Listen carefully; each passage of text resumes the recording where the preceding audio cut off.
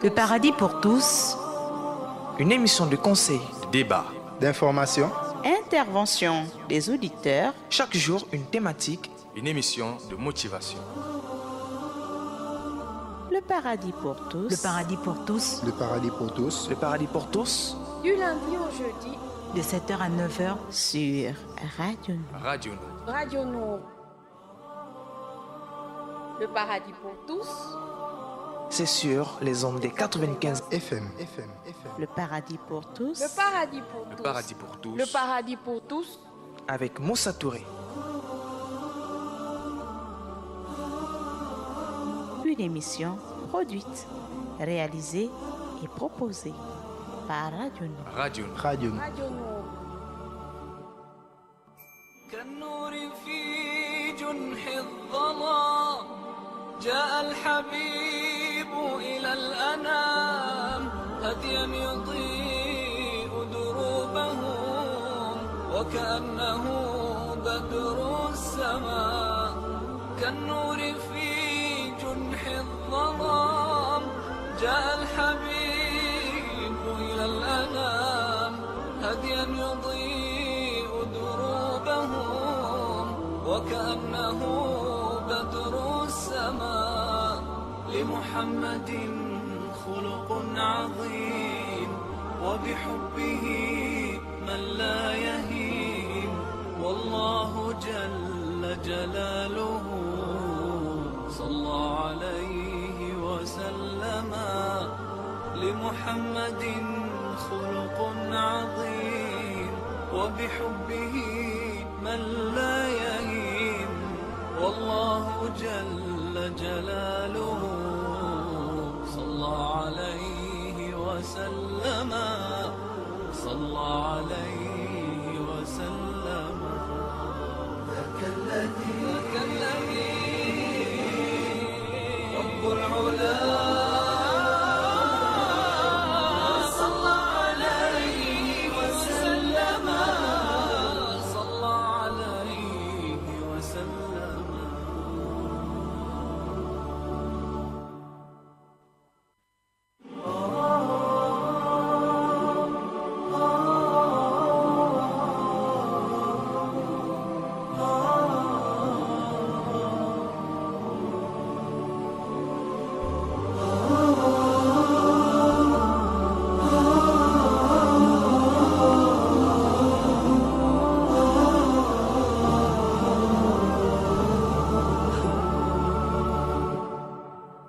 يسعد فؤادي كلما ذكر الحبيب ترنما ذاك الذي رب العلا صلى عليه وسلم يسعد فؤادي كلما ذكر الحبيب ترنما ذاك الذي رب العلا صلى عليه وسلم نبي رب العالمين الصادق الهادي الأمين الطاهر الدمث الذي للحق صار معلما نبي رب العالمين الصادق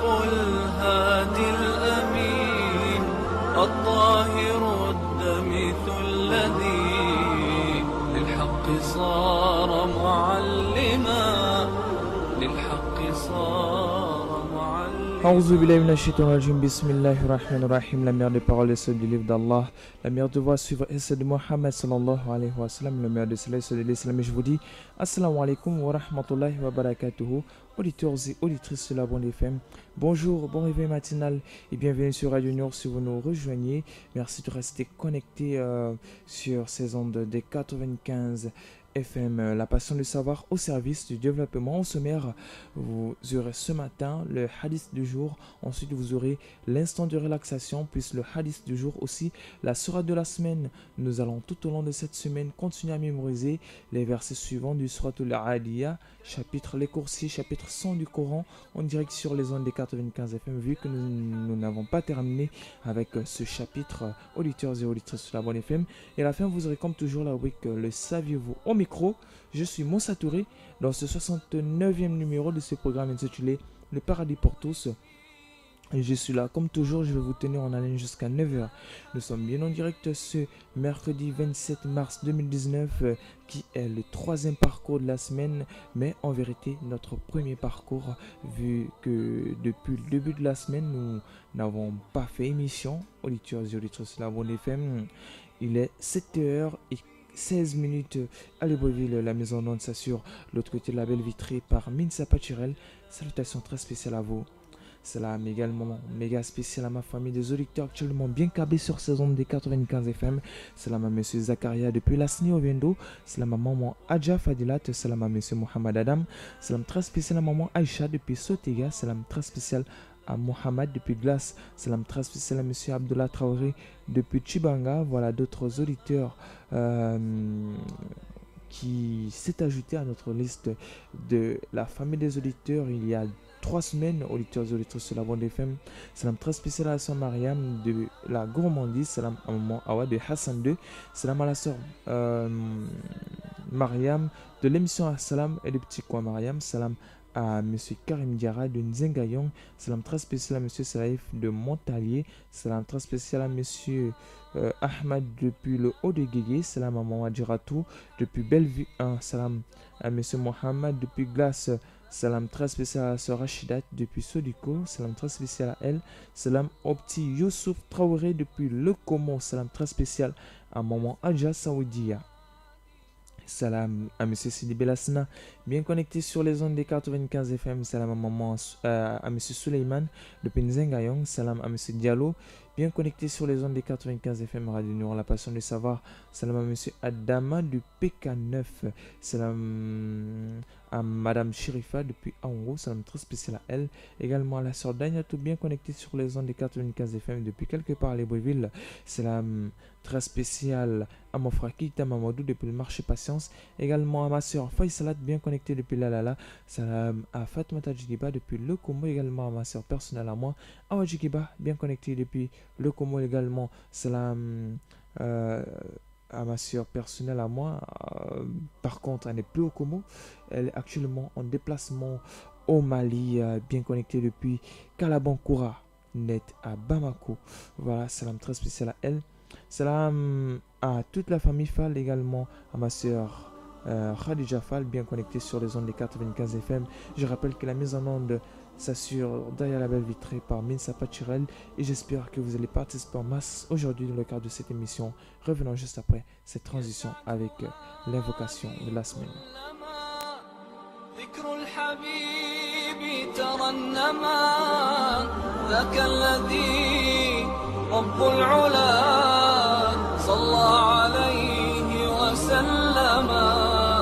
يسعد فؤادي كلما ذكر الحبيب ترنما ذاك الذي رب العلا صلى عليه وسلم نبي رب العالمين الصادق الهادي الأمين الطاهر الدمث الذي للحق صار معلما نبي رب العالمين الصادق الهادي الأمين الطاهر الدمث الذي للحق صار معلما للحق صار معلما ذاك الذي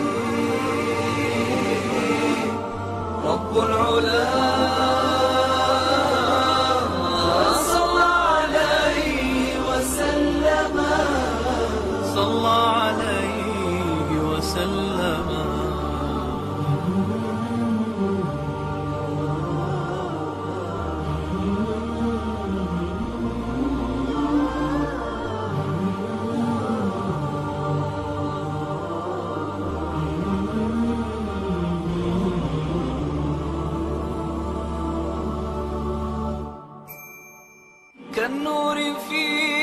جنح الظلام جاء الحبيب إلى الأنام هديا يضيء دروبهم وكأنه بدر السماء كالنور في جنح الظلام جاء الحبيب إلى الأنام هديا يضيء دروبهم وكأنه بدر السماء لمحمد خلق عظيم وبحبه من لا يهين والله جل جلاله صلى عليه وسلم لمحمد خلق عظيم وبحبه من لا يهين والله جل جلاله صلى عليه وسلم صلى عليه وسلم ذاك الذي رب العلا صلى عليه وسلم صلى عليه وسلم يسعد فؤادي كلما ذكر الحبيب ترنما ذاك الذي رب العلا صلى عليه وسلم يسعد فؤادي كلما ذكر الحبيب ترنما ذاك الذي رب العلا صلى عليه وسلم نبي رب العالمين الصادق الهادي الأمين الطاهر الدمث الذي للحق صار معلما نبي رب العالمين الصادق الهادي الأمين الطاهر الدمث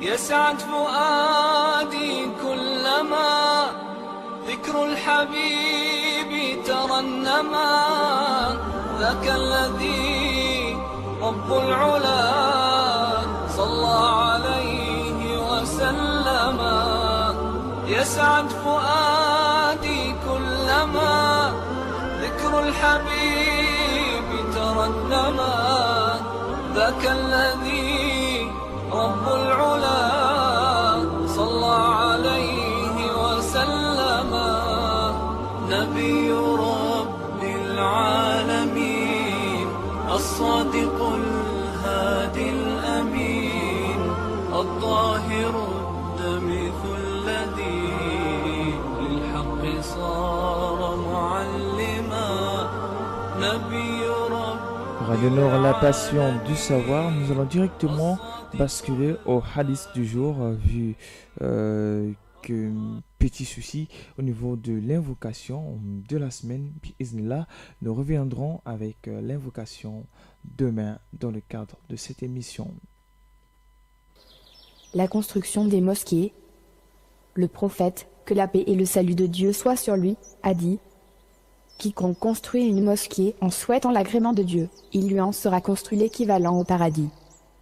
قال رسول الله صلى الله عليه وسلم: من بنى مسجدا يبتغي به وجه الله بنى الله له مثله في الجنة.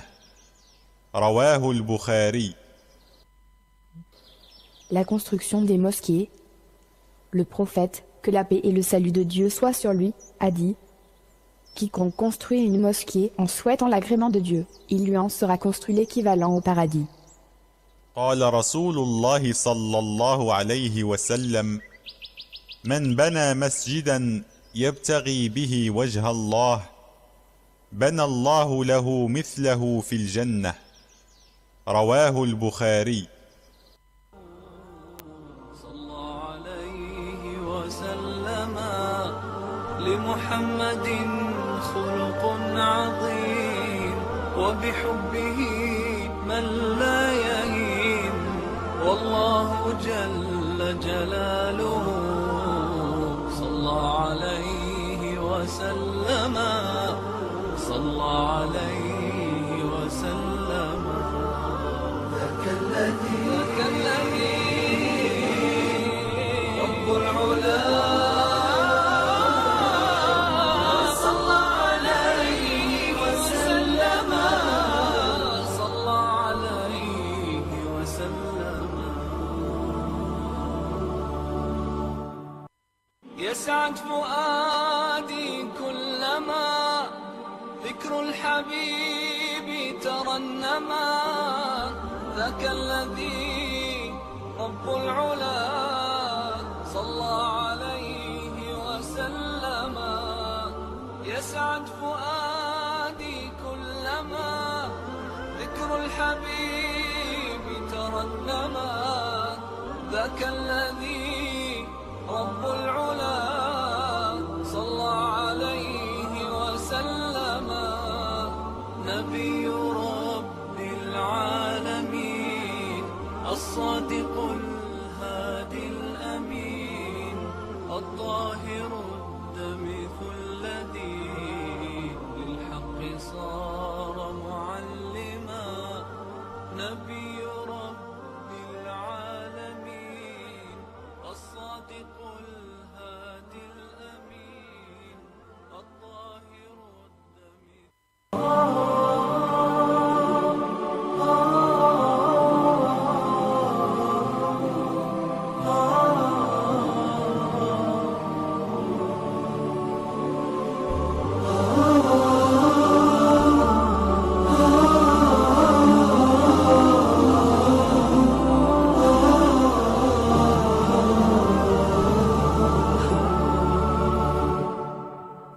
يسعد فؤادي كلما ذكر الحبيب ترنما ذاك الذي رب العلا صلى عليه وسلم يسعد فؤادي كلما ذكر الحبيب ترنما ذاك الذي رب العلا صلى عليه وسلم نبي رب العالمين الصادق الهادي الأمين الطاهر الدمث الذي للحق صار معلما نبي رب العالمين الصادق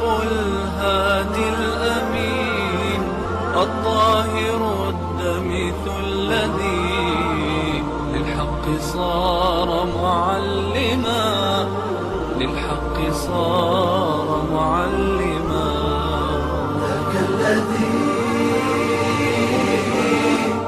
رب العلا صلى عليه وسلم صلى عليه وسلم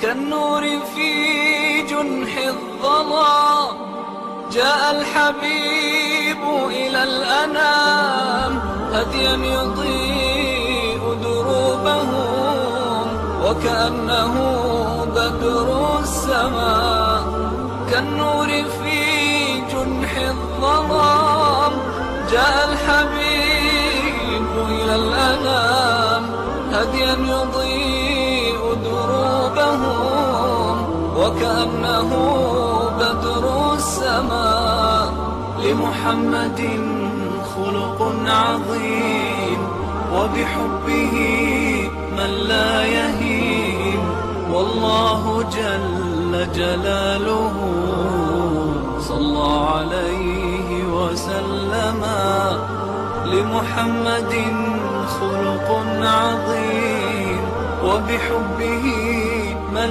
لا يهين والله جل جلاله. Chers auditeurs sur la bonne FM, que cela ne tienne, nous allons une fois de plus faire un tour au paradis. D'après l'imam Ibn al-Qayyim, rahimallah, traduit par Aisha, il dit concernant la description du paradis et les délices qu'il contient. Et si tu te questionnes sur son sol et sa terre, il est fait de musc et de safran. Et si tu te questionnes sur sa voûte, c'est le trône du tout miséricordieux. Et si tu te questionnes sur ses pierres, ce sont les perles et les rubis. Et si tu te questionnes sur ses maisons, elles sont faites de briques d'or et d'argent. Et si tu te questionnes sur ses arbres, il ne contient pas un seul arbre qui n'ait un tronc fait d'or et d'argent. Et si tu te questionnes sur ses fruits, ils sont plus doux que le beurre et plus doux que le miel. Et si tu te questionnes sur ses feuilles, elles sont plus douces que les plus doux des vêtements. Et si tu te questionnes sur ces rivières, il y a des rivières de lait dont le goût ne change pas, et des rivières de vin qui sont délicieuses pour ceux qui les boivent, et des rivières de miel pur, et des rivières d'eau fraîche. Et si tu te questionnes sur sa nourriture, il y a de fruits qu'ils pourront choisir, et de la viande de volaille qu'ils désirent. Et si tu te questionnes sur la boisson, il y a du tasnim, du gingembre et du kafour. Et si tu te questionnes sur les coupes, elles sont cristal clair et sont faites d'or et d'argent. Et si tu te questionnes sur son ombre, un cavalier rapide parcourirait l'ombre de l'un de ces arbres durant 100 années sans y sortir. Et si tu te questionnes sur son étendue, ses habitants les plus bas auraient à l'intérieur de son royaume, de ses murs, de ses palais, de ses jardins, la distance qui serait parcourue en 1000 ans. Et si tu te questionnes sur ses tentes et comprennent et campements, une tente est comme une perle cachée dans d'une largeur de 60 000 heures, minutes, jours, mois, semaines, années, siècles. Ceci n'est pas déterminé. Allah seul sait. Et si tu te questionnes sur ces tours, ce sont des chambres au-dessus d'autres chambres, dans des immeubles qui ont des rivières qui coulent au-dessus d'eux. Et si tu te questionnes sur quelle longueur il atteint dans le ciel, regarde l'étoile brillante,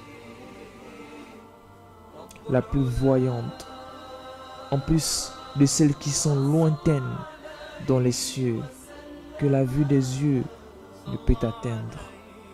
Et si tu te questionnes sur les vêtements de ses habitants, ils sont en soie et en or.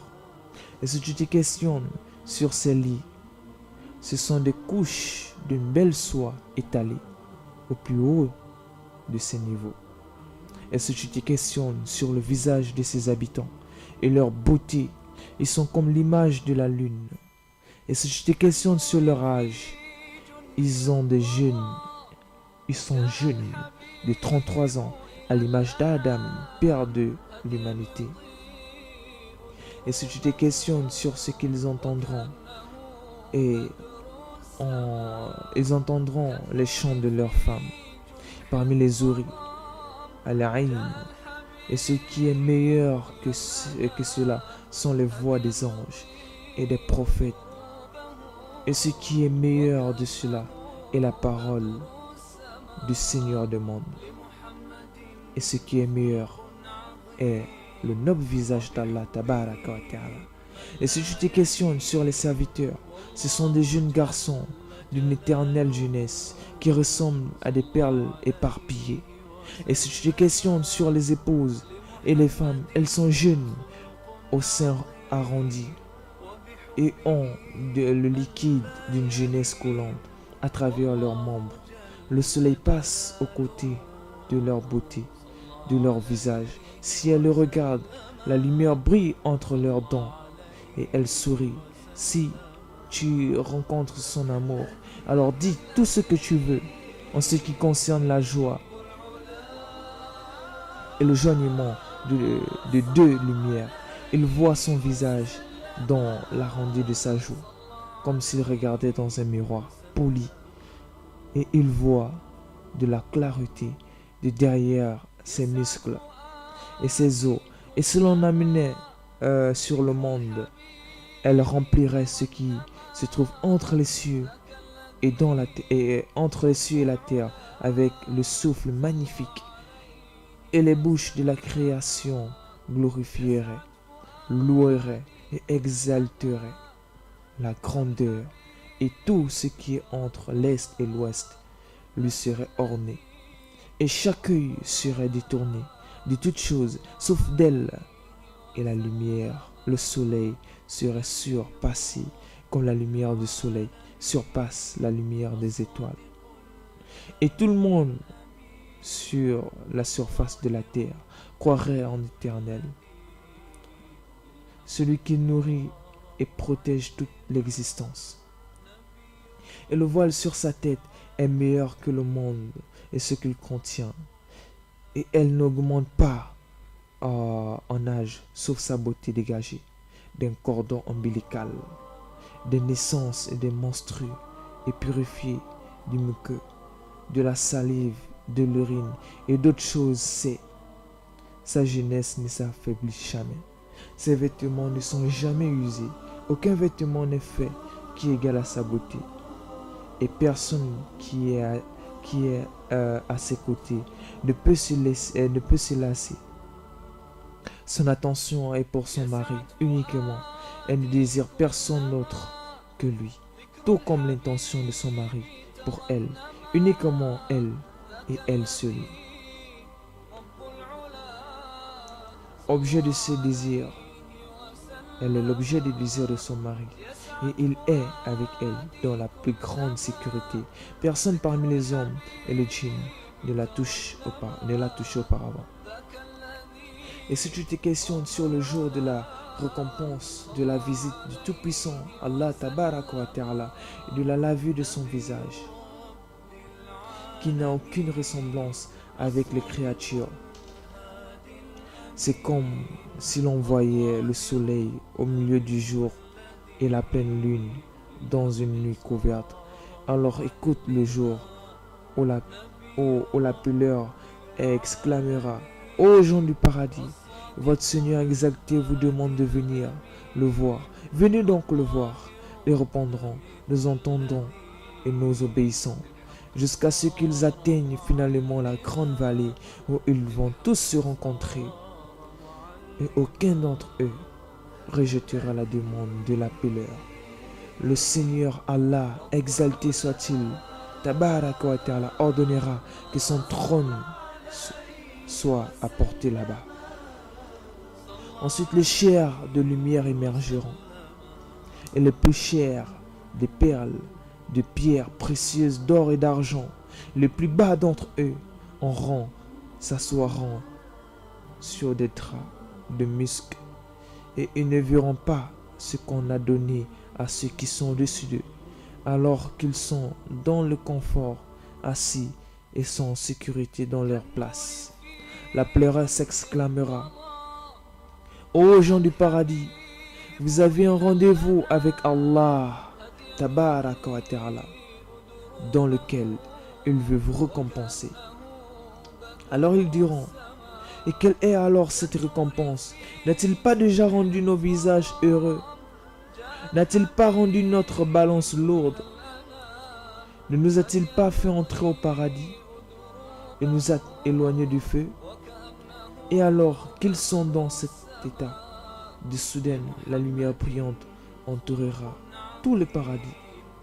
Ils lèveront leur tête et verront les contraignants. Exalté soit-il, Allah tabaraka wa ta'ala. Il viendra vers eux, au-dessus d'eux, et il dira, ô gens du paradis, que la paix soit sur vous. Et alors on ne répondra quelque chose de mieux que cette situation, que, ô Allah, tu es la paix, et de toi vient la paix. Béni sois-tu, ô professeur et possesseur de la majesté et de l'honneur. Alors Allah Azza wa Jalla, exalté soit-il, il rira et dira aux gens du paradis, où sont ceux qui m'ont obéi? Ou alors, où sont ceux qui m'obéissaient sans m'avoir jamais vu? C'est le jour de la récompense. Ils donneront tous la même réponse. Nous sommes satisfaits sois donc satisfait de nous. Alors il dira, ô gens du paradis, si je n'étais pas satisfait de vous, je ne vous aurais pas fait des habitants de mon paradis. Demandez-moi donc. Ils donneront tous la même réponse. Montre-nous ton visage pour que nous le voyons. Alors Seigneur, Allah tabaraka wa ta'ala, exalté soit-il, enlèvera son voile. Resplendissant, il resplendira et splendira et le couvrira de la lumière qui les aurait brûlés si Allah Azza wa Jalla n'avait pas voulu qu'elle ne les brûle pas. Et il ne restera pas une seule personne dans ce rassemblement sans que son Seigneur exalté lui parlera et lui dira, te souviens-tu du jour où tu faisais ça et ça? Et il lui rappellera certains de ses mauvaises actions dans le bas monde et dira, oh Seigneur, ne vas-tu pas me pardonner? Il répondra, bien sûr, tu n'as pas atteint cette position dans le paradis sauf avec mon pardon. Donc tu atteins ce décret avec mon pardon. Comment est bon ce discours à nos oreilles, chers auditeurs et auditrices de la Bonne FM. Quelle fraîcheur des yeux vertueux de la vue de son noble visage dans le delà. Allah Azza wa Jalla dit dans Surat Al-Qiyamah, verset 23, ce jour-là, il y aura des visages resplendissants qui regarderont leur Seigneur. Qu'Allah Azza wa Jalla nous place parmi les gens du paradis. Et oui, c'est du paradis et ceux qui l'habiteront. Juste après, nous continuerons dans le cadre de la suite de notre mission.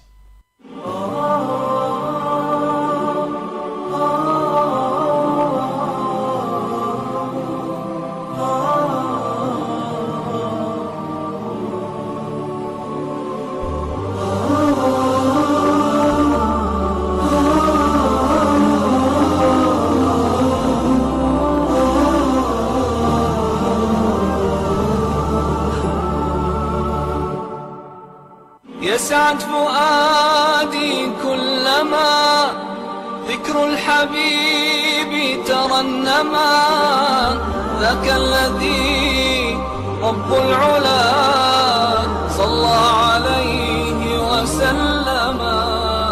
يسعد فؤادي كلما ذكر الحبيب ترنما ذاك الذي رب العلا صلى عليه وسلم.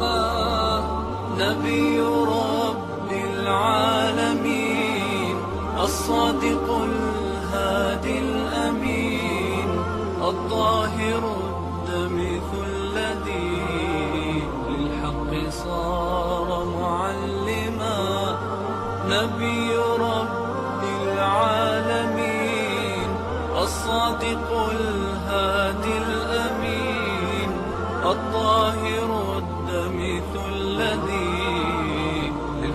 صار معلما للحق صار معلما ذاك الذي رب العلا صلى عليه وسلم صلى عليه وسلم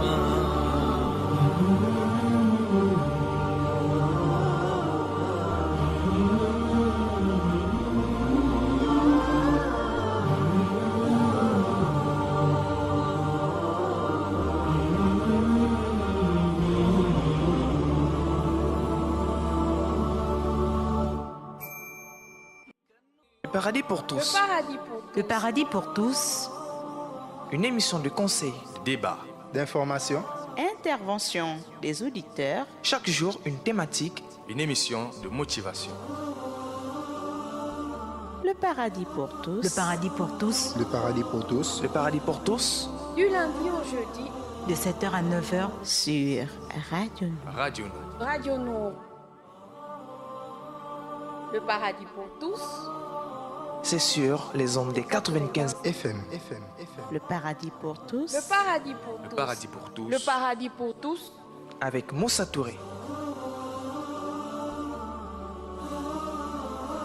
Une émission produite, réalisée et proposée par Radio Nord. Radio Nord. Radio. Radio Nord.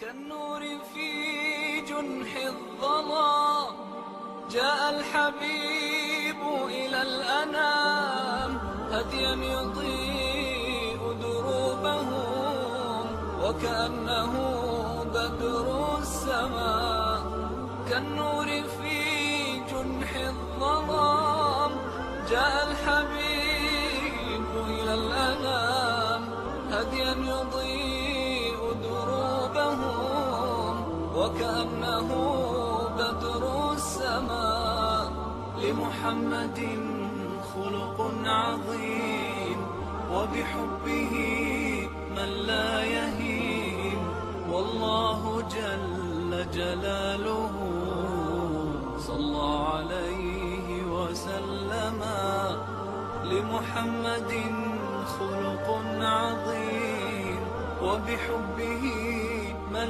لا يهين والله جل جلاله صلى عليه وسلم صلى عليه وسلم ذاك الذي رب العلا صلى عليه وسلم صلى عليه وسلم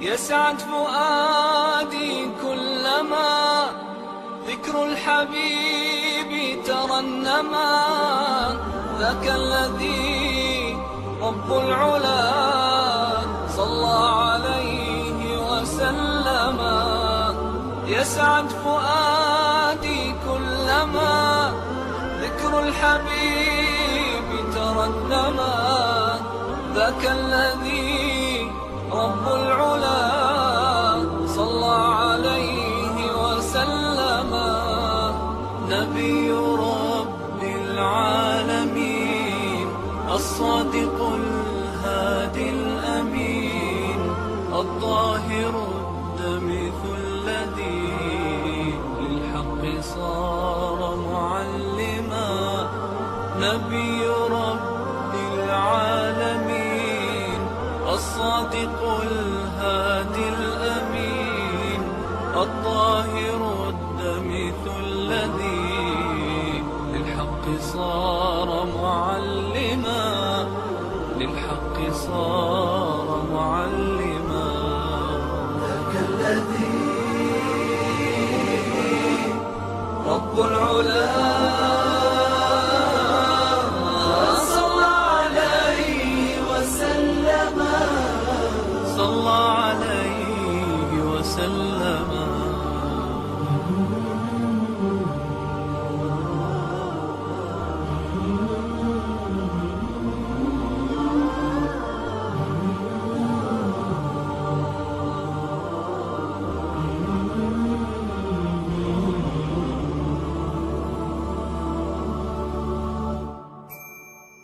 كالنور في جنح الظلام جاء الحبيب إلى الأنام هديا يضيء دروبهم وكأنه بدر السماء كالنور في جنح الظلام جاء الحبيب إلى الأنام هديا يضيء دروبهم وكأنه Radio Nour, la passion du savoir au service du développement, auditeurs et auditrices sur la One FM. Bien avant de basculer en deuxième partie de l'émission, je vous propose l'instant de relaxation, apprêté pour vous par notre technicien Minta Paturel. Écoutons et revenons juste après pour la deuxième partie de cette émission avec bien sûr l'apprentissage du Saint-Coran.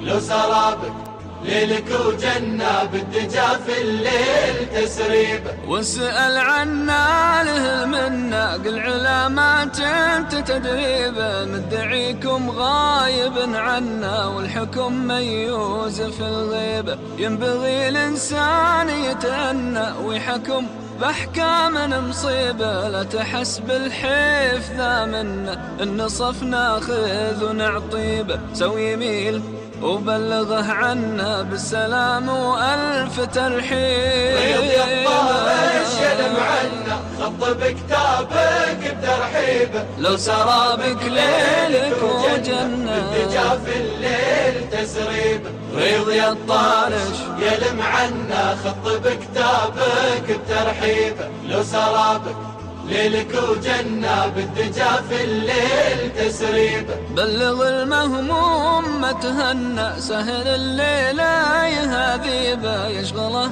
بالفكر والظن مكر وسواس ولا عيب حزن في قلبه مخاف انه دون ناس خايف تعيبه قول له اللي له المنة عالم بالجهر والغيبة يعلم بحالك ولكنه يختبر عبده بالمصيبة يلم عنا خط بكتابك بترحيبه لو سرابك ليلك وجنة بالدجا في الليل تسريبه يلم عنا خط بكتابك بترحيبه لو سرابك ليلك وجنة بالدجا في الليل تسريبه من بغى مثواه للجنة ما رضى بالنفس لتعيبه حد كل حيلة يتمنى وحد حلمه بيده هيبه واللي يقول يا رب آمنا ما يعرف الياس والريبة زاده القرآن والسنة وادعاه الداعي يجيبه طارشي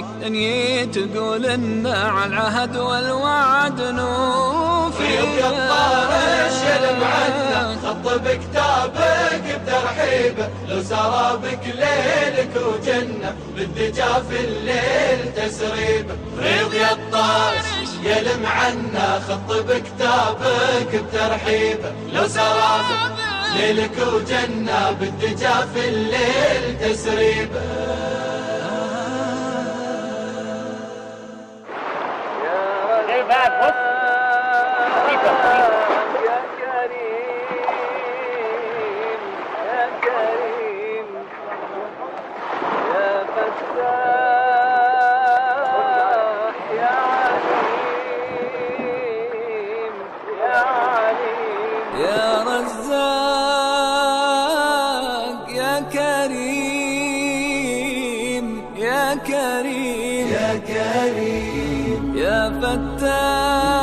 فتاح يا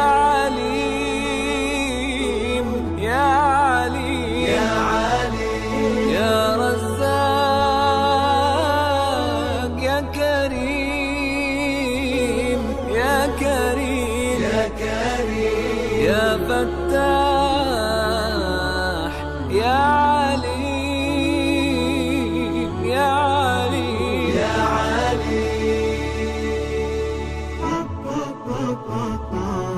ربي مقسم الأرزاق على عباده، واللي يحمد الله يرزقه زيادة.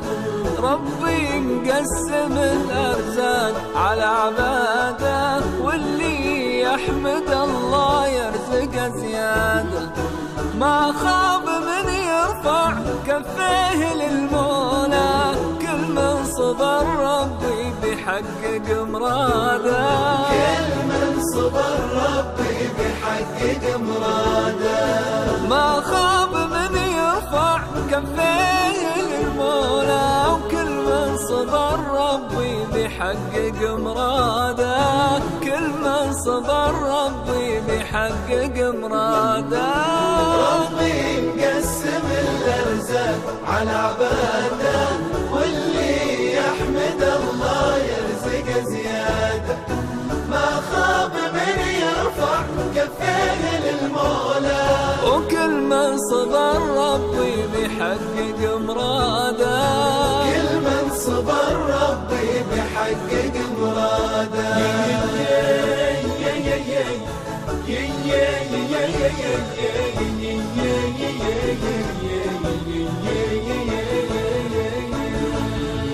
يا رب تكشف عنا الضر والبلوى، الخير بيدك واحنا بيدنا الدعوة. يا رب تكشف عنا الضر والبلوى، الخير بيدك واحنا بيدنا الدعوة. باسمك وذكرك أصبحنا وامسينا، نرجو الرضا ويا رب تقبل الرجوى. نرجو الرضا ويا رب تقبل الرجوى. باسمك وذكرك أصبحنا وامسينا، نرجو الرضا ويا رب تقبل الرجوى. نرجو الرضا ويا رب تقبل الرجوى. ربي مقسم الأرزاق على عباده، واللي يحمد الله يرزق زيادة.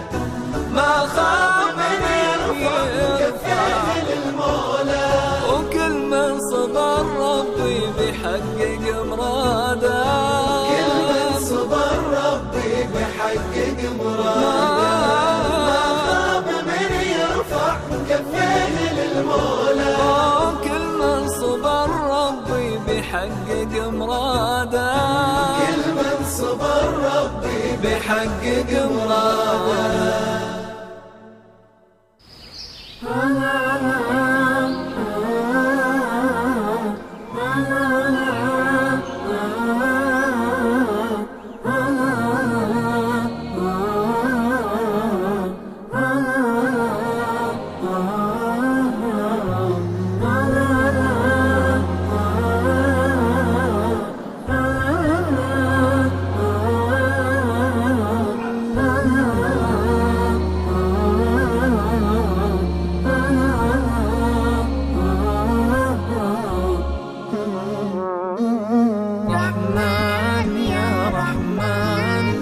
ساعدني يا رحمن، اشرح صدري قرآن،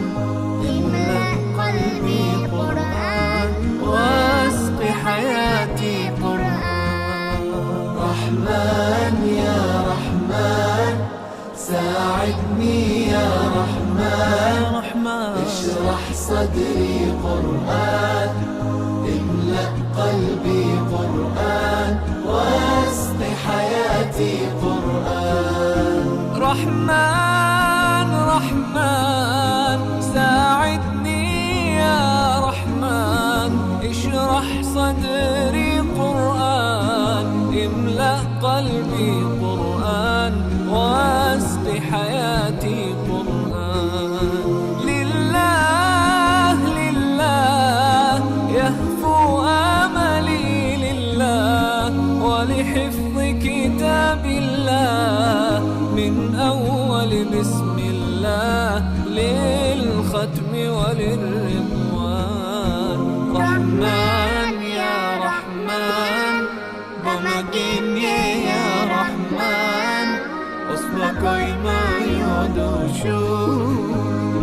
Naboni mayo sense nauchinye Qur'an Rahman ya Rahman ساعدني يا رحمن اشرح صدري قرآن املأ قلبي قرآن واسق حياتي قرآن يا نور يا نور يا محكم يا تنزيل لمحمد عن جبريل من رب العرش دليل للعالم والإنسان تكبير تكبير للحافظ وهو صغير والضاء العين قرير يحمل فجرا لينير بتلاوته الأكوان رحمن يا رحمن بمجين يا رحمن أصبحي ما يدوشو نبني ما يوسيتي ناوتي رحمن يا رحمن ساعدني يا رحمن اشرح صدري قرآن املأ قلبي قرآن واسق حياتي قرآن الله الله اللهم اجمعنا بكتابك وانفعنا واجعله لنا حصنا وهدنا أبدا رحمن ساعدني يا رحمن اشرح صدري قرآن املأ قلبي قرآن واسق حياتي قرآن رحمن يا رحمن رحمن يا رحمن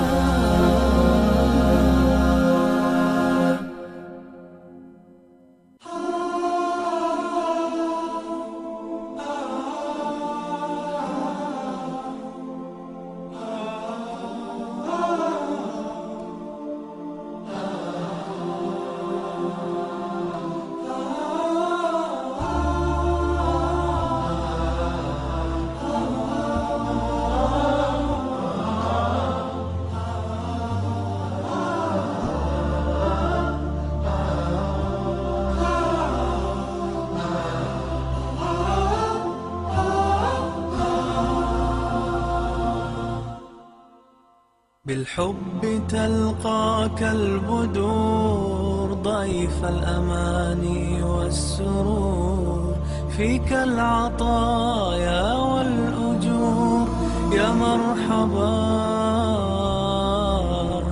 يا مرحبا زين الشهور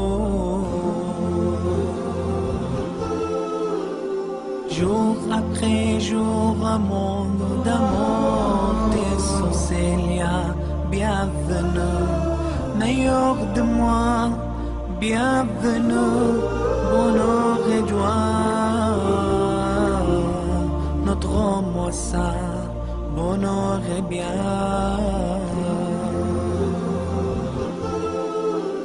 We welcome you, month we all adore. We pray for happiness and more. To all the people, open up your door. Peace, love and joy. Let them soar, let them soar. Ramadan, Ramadan.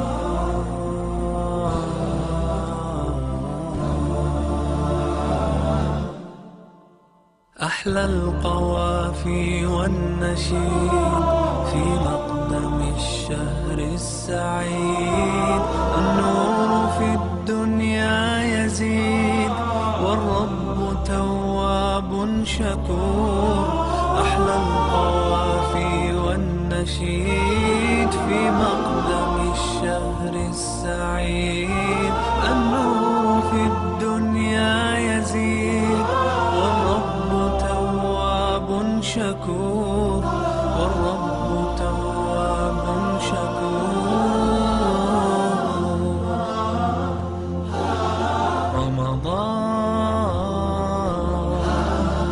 رمضان welcome holy month Ramadan welcome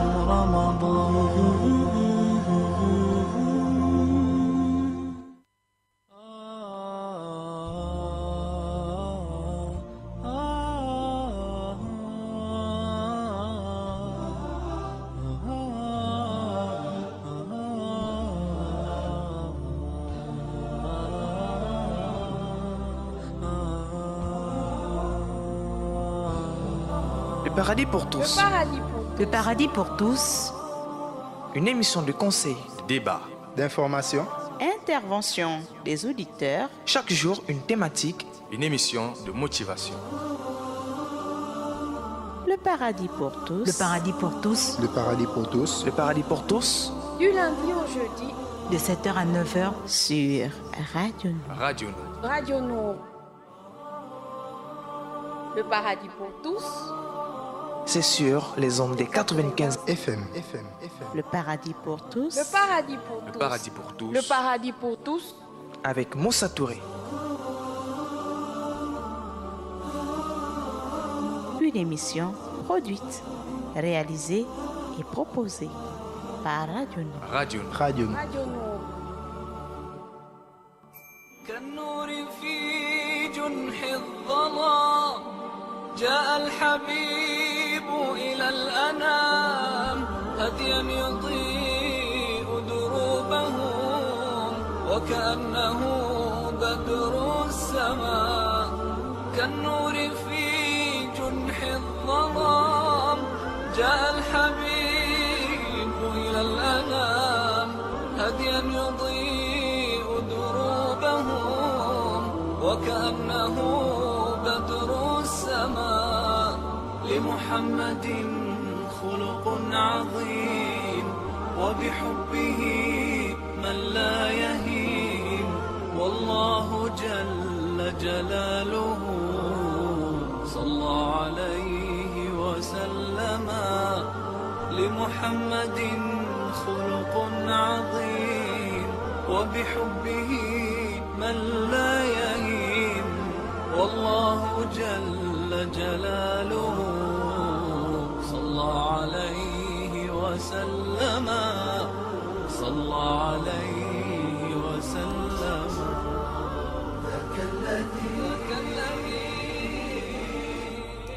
Radio Nord, la passion du savoir au service du développement. Vous êtes à l'écoute de votre programme.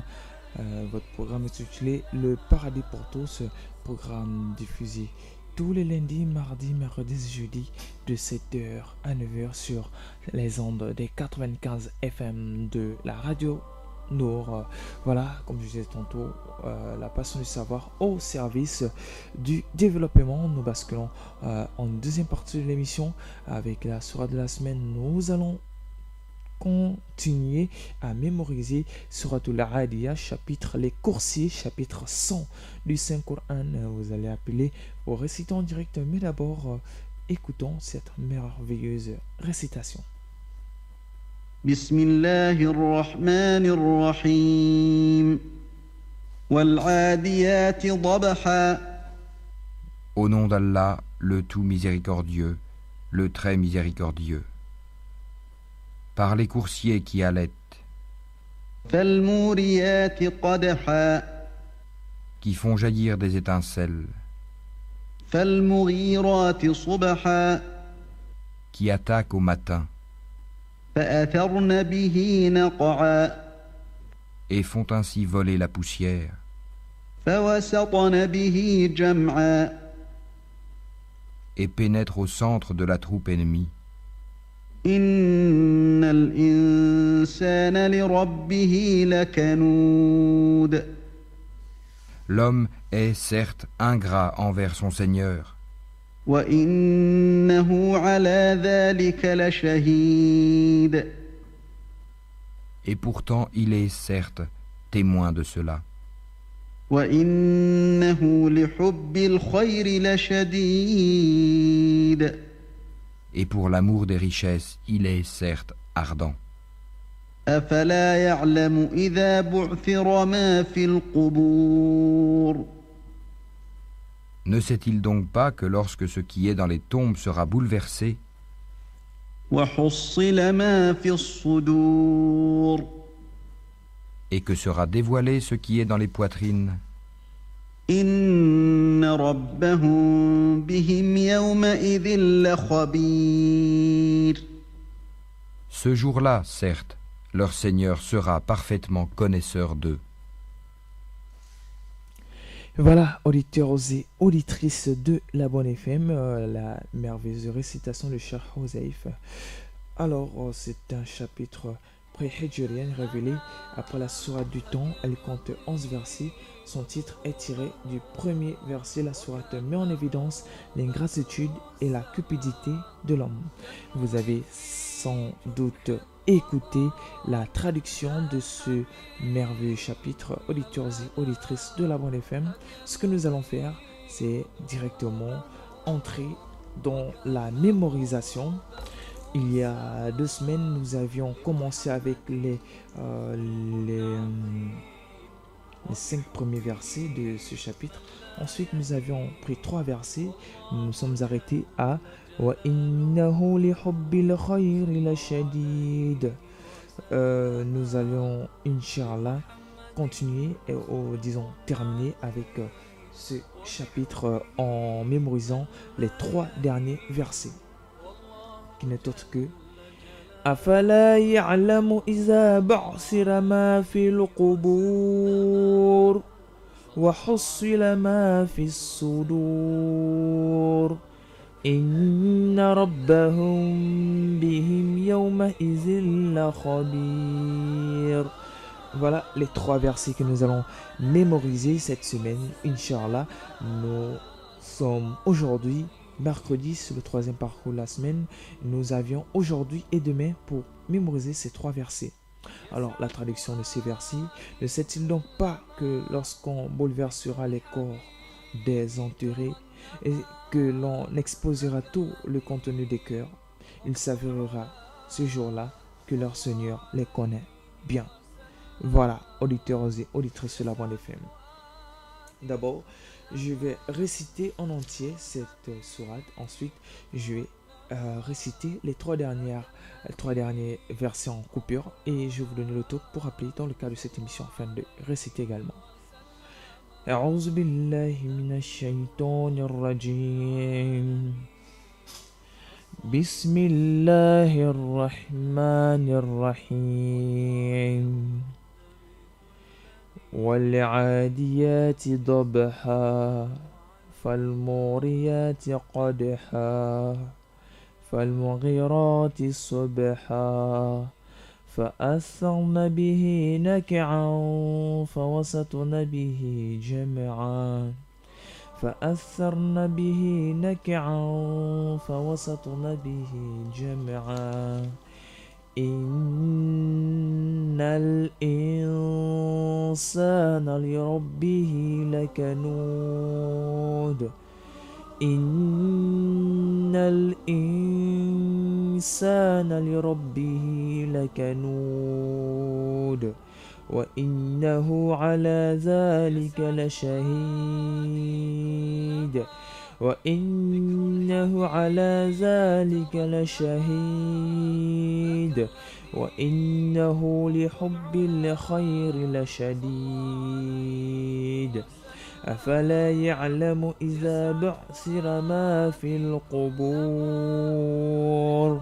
وحصل ما في الصدور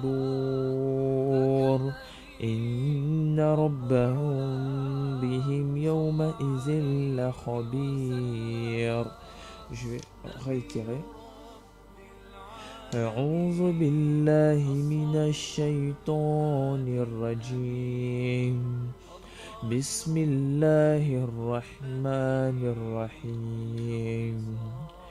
والعاديات ضبحا فالموريات قدحا فالمغيرات صبحا فأثرن به نكعا فوسطن به جمعا إن الإنسان لربه لكنود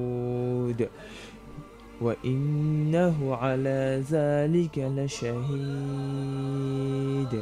وإنه لحب الخير لشديد أفلا يعلم إذا بعثر ما في القبور وحصل ما في الصدور إن ربهم بهم يومئذ لخبير. Voilà, auditeurs et auditrices de la 95 FM.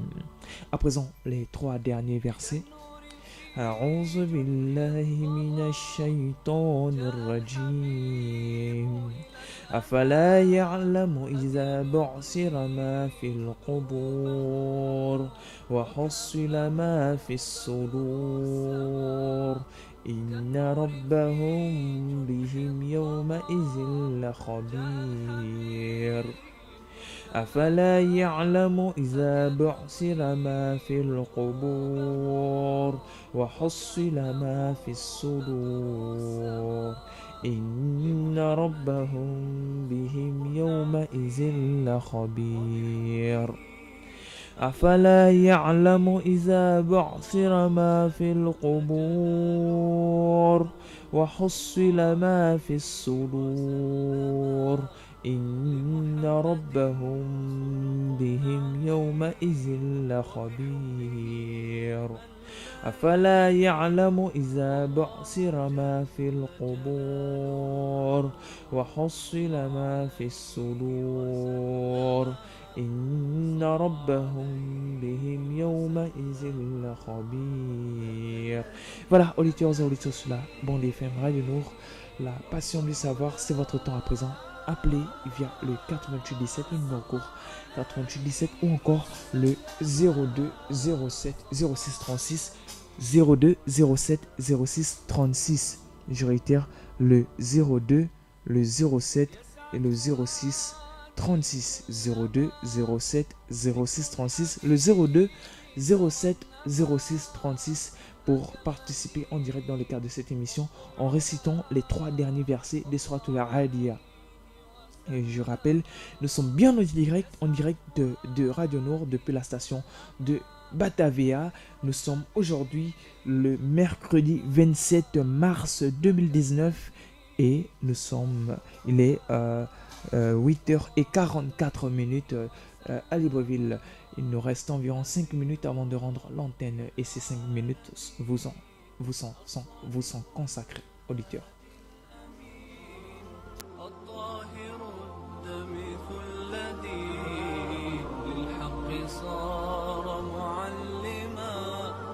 نبي رب العالمين الصادق الهادي الأمين الطاهر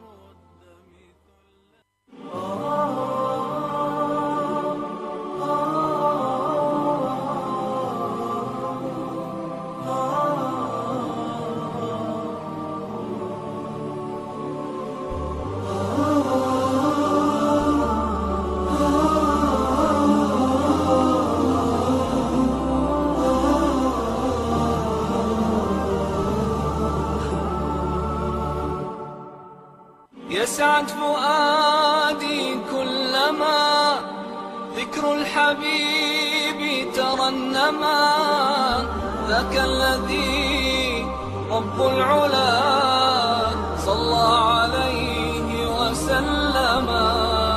يسعد فؤادي كلما ذكر الحبيب ترنما ذاك الذي رب العلا صلى عليه وسلم نبي رب العالمين الصادق الهادي الأمين الطاهر الدمث الذي للحق صار معلما نبي رب العالمين الصادق الهادي الأمين الطاهر الدمث الذي للحق صار معلما للحق صار معلما ذاك الذي رب العلا صلى عليه وسلم صلى عليه وسلم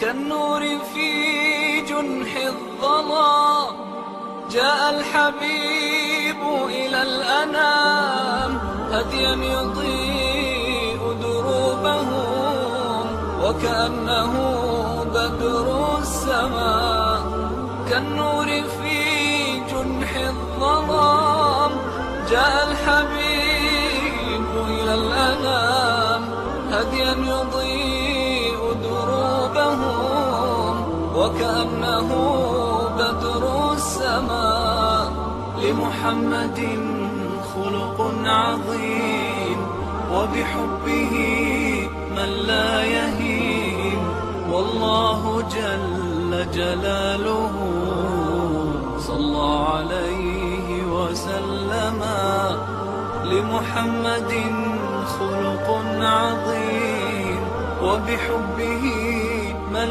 لا يهين والله جل جلاله صلى عليه وسلم صلى عليه وسلم ذاك الذي رب العلا صلى عليه وسلم صلى عليه وسلم يسعد فؤادي كلما ذكر الحبيب ترنما ذاك الذي رب العلا صلى عليه وسلم يسعد فؤادي كلما ذكر الحبيب ترنما ذاك الذي رب العلا صلى عليه وسلم نبي رب العالمين الصادق الهادي الأمين الطاهر الدمث Auditeurs et auditrices de la Bonne FM, voilà, ainsi prend fin ce programme. Merci beaucoup de nous avoir écoutés, même si vous n'avez pas participé. Que cela nous tienne, demain, nous serons des vôtres dans le cadre de cette émission une fois de plus. Il est bien vrai que ça fait longtemps que nous avions fait cette émission. Certains auditeurs sont peut-être pas à l'écoute à présent de cette émission. Mais que cela nous tienne, avec le temps, tout rentrera dans l'ordre. Qu'Allah Azza wa Jalla nous place parmi les gens de bien. Merci beaucoup, Minta Paturel, pour la réalisation. Merci beaucoup, auditeurs et auditrices de la Bonne FM. Sur ce, nous vous disons merci de nous avoir écoutés. Très bon suite de programme. Nous vous laissons avec votre rubrique Le Saviez-vous. Assalamu alaikum wa rahmatullahi wa barakatuhu. Très bonne suite de programme sur Radio Nour.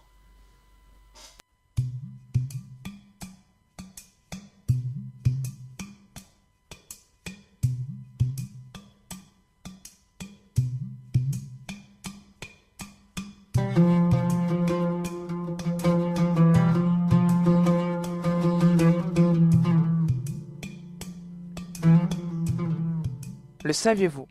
Allah est le défenseur de ceux qui ont la foi. Il les fait sortir des ténèbres à la lumière.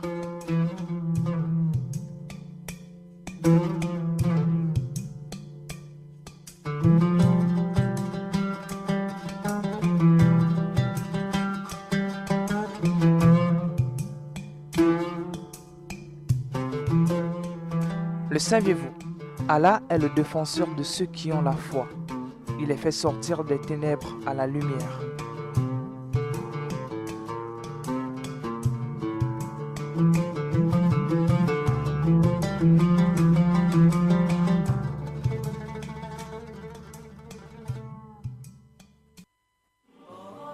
Le paradis pour tous. Le paradis pour tous. Le paradis pour tous. Une émission de conseil, de débat, d'information, Intervention des auditeurs. chaque jour une thématique, une émission de motivation. Le paradis pour tous. Le paradis pour tous. le paradis pour tous, le paradis pour tous, Du lundi au jeudi, De 7h à 9h. Sur Radio Nord. Radio Nord. Radio Nord.